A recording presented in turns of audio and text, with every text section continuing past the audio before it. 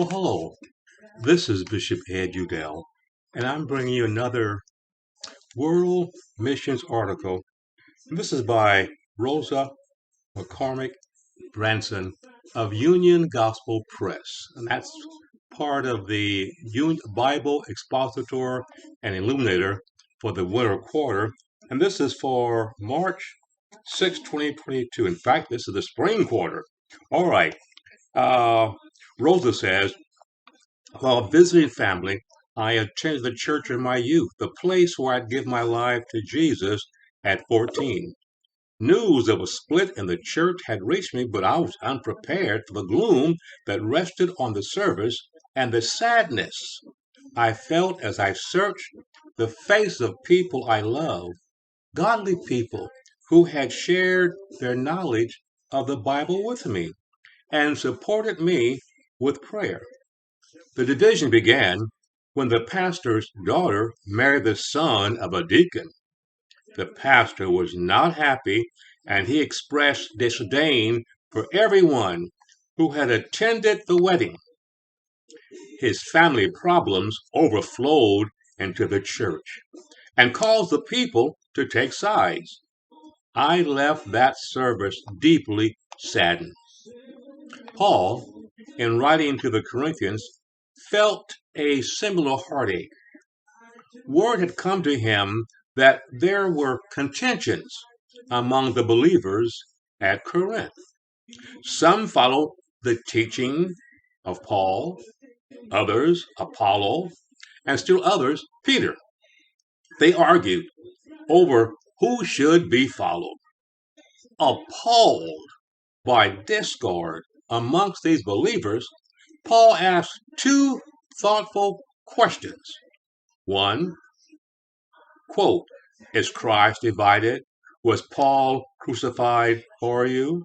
As in verse 13 of 1 Corinthians chapter 1. These questions were intended to shift the focus from their differences and put it where it belongs, on the one who redeemed them. Church arguments can be caused by many things: money, power, pride, worship style, cultural differences, and so on. Matthew Henry makes the point that divisions in the church are, quote, a very melancholy evidence of the corruption and depravity of human nature. And you can find that in his Matthew Henry's commentary. Notwithstanding our sinful inclinations, we are called to glorify God in everything we do, including and especially in our associations with other believers. Our love for one another must transcend our personal differences because it identifies us as Jesus' disciples. And that's found in John 13, verse 35. Some disagreements are necessary. Concerning these, Charles Carlson writes, quote, holding the church to its historic faith, both in its practices and institutions, is a necessary corrective. But shouldn't this be done in love and with understanding, showing grace instead of rancor? And that's in the book called Being the Body. The publisher is Thomas Nelson. Rosa goes on to say this.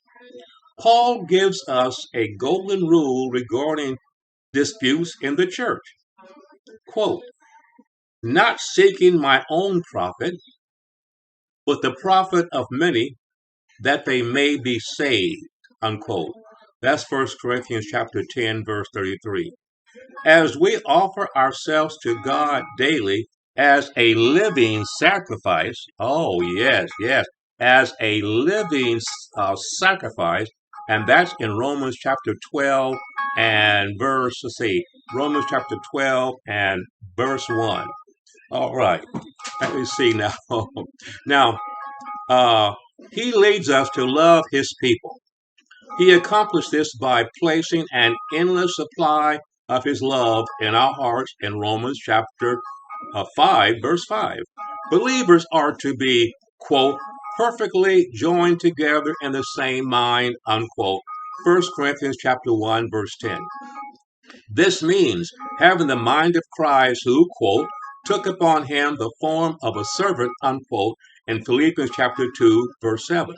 Paul pleaded for unity in the church, but he did not appeal to them to live in peace for his own benefit. He made his plea in the name of our Lord Jesus Christ in 1 Corinthians chapter 1, verse 10, the highest authority. Our love for one another pleases God. It is compared to, quote, precious ointment, unquote, in Psalms 133, verse 1 and 2, that was poured upon the head of Aaron.